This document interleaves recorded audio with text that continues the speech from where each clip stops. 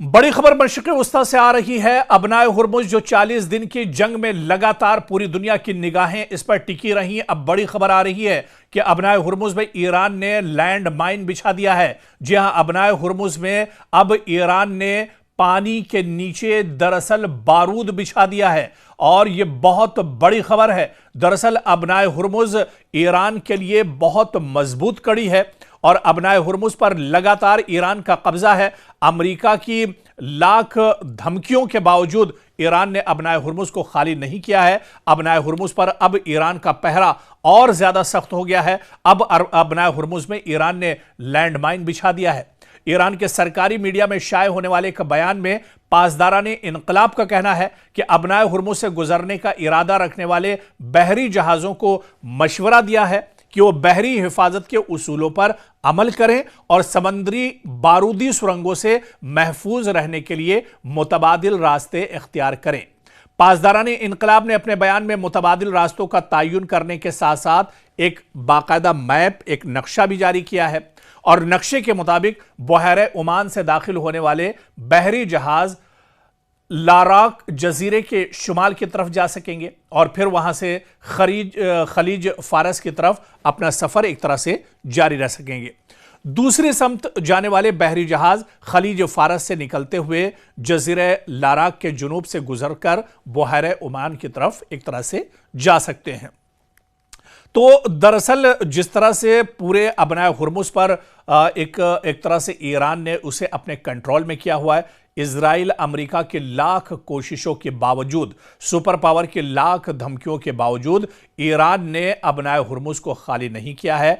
आज भी अबनाए हुर्मुज़ पर ईरान का पूरी तरह से कब्जा है। दरअसल अमेरिकी और मगरबी हुक्काम का कहना है कि ईरान ने अबनाए हुर्मुज़ में समंदरी बारूदी सुरंगें बिछाना शुरू की हैं। कुछ अंदाजों के मुताबिक ईरान के पास हजारों, तकरीबन 6000 तक बारूदी सुरंगों का जखीरा मौजूद है और इसका इस्तेमाल दरअसल ईरान अब अबनाए हुर्मुज़ में कर रहा है।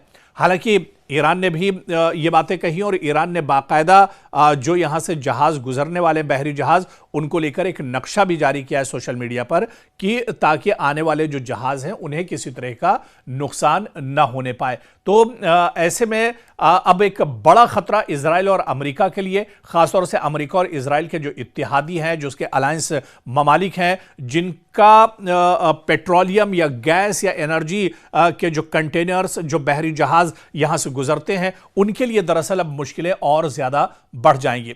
हालांकि डोनाल्ड ट्रंप बार बार ये कहते रहे हैं कि ईरान अबनाए हुर्मुज़ को खाली करे। अबनाए हुर्मुज़ पर जिस तरह का टोल टैक्स ईरान ने बना रखा है, उस टोल टैक्स को यहां पर अब छोड़ना चाहिए, इससे पीछे हटना चाहिए। लेकिन ईरान दरअसल जानता है कि अबनाए हुर्मुज़ पर जब तक उसकी मजबूती है, जब तक उसकी पकड़ है, तब तक अमेरिका और इजराइल उसका कुछ नहीं बिगाड़ सकते हैं और इसी वजह से ईरान लगातार अबनाए हुर्मुज़ पर अपनी पकड़ बनाए हुआ है। हालांकि इस बीच अमेरिकी सदर डोनाल्ड ट्रंप ने एक बार फिर धमकी दी है और उन्होंने कहा है कि जिस तरह से ईरान का रवैया सही नहीं है, ईरान लगातार अबनाए हुर्मुज़ पर कब्जा किए हुए, दरअसल ये बात सही नहीं है और ईरान को इसका खमियाजा भुगतना पड़ेगा।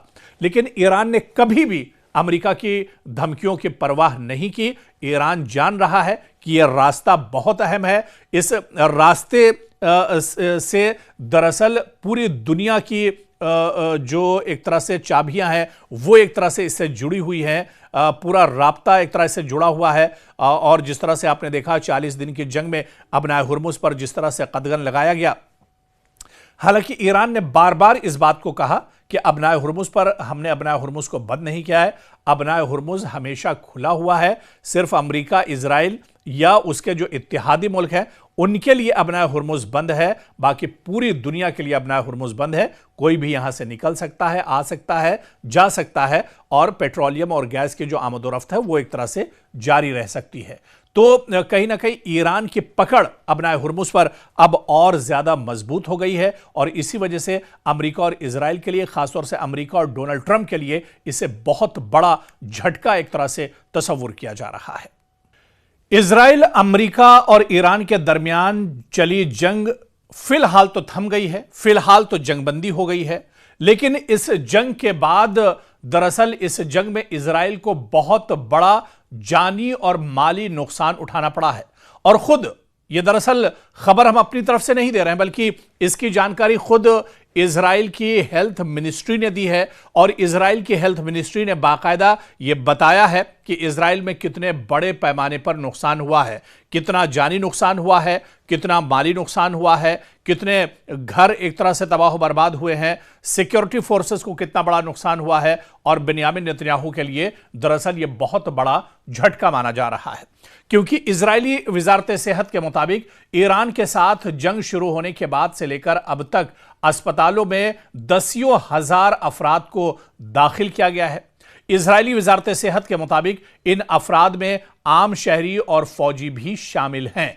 उधर वजारत के मुताबिक इनमें से बहुत से अफराद अभी भी अस्पतालों में एक तरह से मौजूद हैं, जिनकी हालत नाजुक बनी हुई है, जिन्हें लगातार दरअसल उनका इलाज चल रहा है, जिनमें से कई की हालत दरअसल नाजुक बताई जा रही है, तशवीशनाक बताई जा रही है। और इसके अलावा कई ऐसे हैं जो जख्मी बताए जा रहे हैं।